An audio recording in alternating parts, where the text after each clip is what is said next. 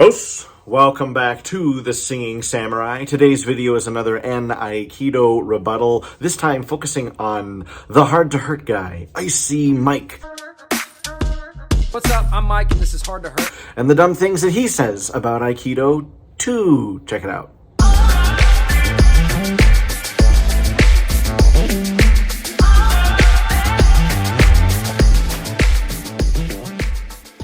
I'm very excited about today's video because we get to talk about one of my favorite logical fallacies, the false dilemma.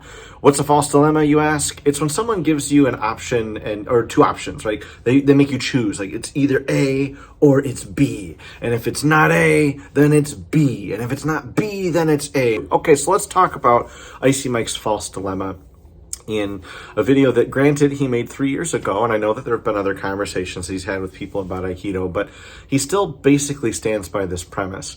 And a lot of martial arts YouTubers do, and so I'm going to break it down. When he says, I gave them 2 months to present video evidence of Aikido, and they didn't do it. 2 months, internet. You had 2 months to show me why Aikido doesn't suck, and Aikido still sucks. So when he says that, what he's really saying is either there's video evidence of Aikido being functional, option A, or option B, Aikido is not functional. And there's always an option C. You always have to look for the option C. When someone gives you like an if-then statement, if not this, then this, that kind of thing, watch out, because it could be a false dilemma. Not always, but it could be. So here's a list of possible option C's. Maybe due to the philosophy of Aikido being the art of peace, the way of harmony, people who train in Aikido don't get into street fights.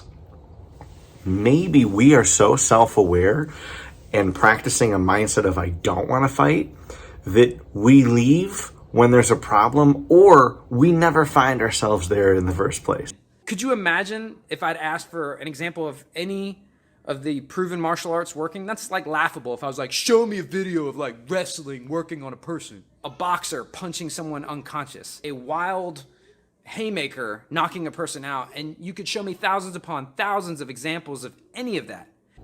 What if the reason that there's so much video evidence of a striking combat system like boxing or karate or taekwondo or kung fu or whatever, I don't know, maybe there isn't a lot. I've seen some videos of kung fu working in a street fight. It's because the people that are implementing those combat systems are looking for a fight. Like, did we ever consider that they actually wanted to get into a fight, and that's why there is evidence? And then what does it say if two people are trained in boxing, both square off in a street fight, and one person loses and one person wins? Is boxing effective then, or is it not effective? It wasn't effective for the guy that lost. So is it practical for the guy that lost? It wasn't. Probably would have been better for him to train in BJJ because the guy that beat him in boxing was a better boxer, but maybe he would have lost in BJJ. And do you see how this goes? Like, there's so many other potential explanations and options. This idea of there better be video evidence, and if there isn't, then it doesn't work. It totally falls apart. So that's the overall criticism that I have for Icy Mike. But let's get into this video a little bit and some of the things that he says. Very first, most common video that like a quadra-bazillion people sent me was this thing right here. That match is fake. That's not real. And I'll make a case why. I know you're saying, it totally is real. Here's the thing, a picture-perfect, nearly textbook example of an Aikido throw being pulled off in a match. That's not unreasonable because you can find that in judo and even in MMA. Sometimes there's, beautiful judo-style throws or wrestling-style throws. Sometimes stuff goes exactly right in lots of martial arts and sports. That whole Aikido sport, too, is really just a stylized game. So I don't know if this clip is considered Aikido competition or if it's considered a demonstration. I'm not really sure, but let's break down both. If it's a demonstration or if it's a competition. If it's a demonstration, to say, well, gee, this doesn't work because it's a demonstration. Like, this doesn't fit his criteria for something that's functional because it's a demonstration. Really? Like there are plenty of training videos out there, boxing training videos, karate training videos, Muay Thai training videos, where everything is slowed way down and someone's punching or kicking in a certain way and you got a coach breaking something down. And the technique clearly works, even though it's done in a demonstration type format. That's a stupid argument to say, so it's a demonstration, this isn't proof that it's functional. I mean, maybe it's not functional even though it's being demonstrated, and maybe it is functional even though it's being demonstrated. But by advent of it being demonstrated doesn't mean it's not functional. Like, you have to come up with a better argument. Let's say it's competition. In fencing, in the Olympics, you wear suits of armor, and it's a very flimsy blade with no point on the end. It's a little sensor that if it touches the armor of the person that you're facing off against, it records a point. There is really no serious threat of injury or death in Olympic-style fencing.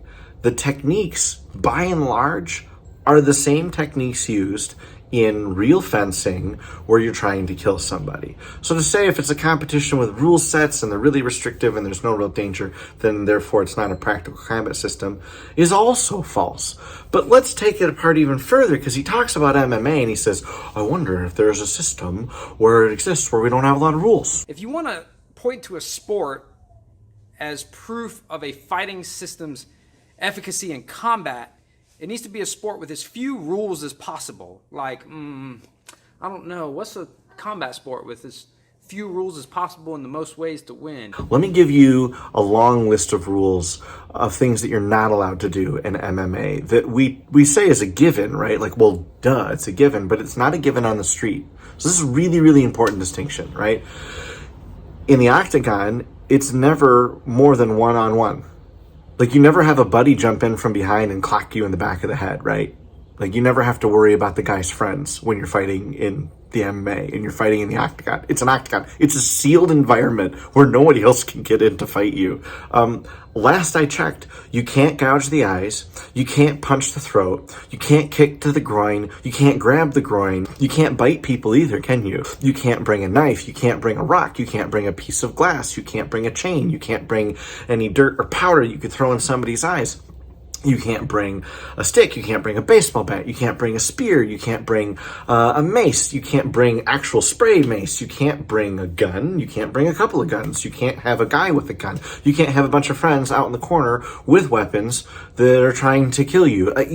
There are so many situations on the street that you could get into that you would never have to face in the octagon in MMA. And so then to say MMA is the ultimate form of self-defense because it is the fewest number of rules in a combat sports situation is wrong. You can't kill anybody in the MMA. I mean, last time I checked, that was against the rules. So you get into a street fight with somebody and they want to kill you and no one's going to stop them, guess what? You're going to die. So I just, come on.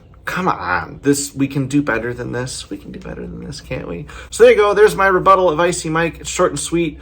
If you have any comments or questions, please leave them below. I'll also mention this. I know that there have been some other conversations that he's had with people and so on and so forth, and those are fine and dandy, but a lot of Mike's videos, they do focus on this whole situation of like this false dilemma or a lot of false dilemmas or presuppositions. And I think that, for a guy that's dedicated to taking the bullshit out of self-defense, he's not really doing a great job because these are things that you should be considering. Maybe he does in other videos, but he certainly doesn't consider it when it comes to Aikido. Os!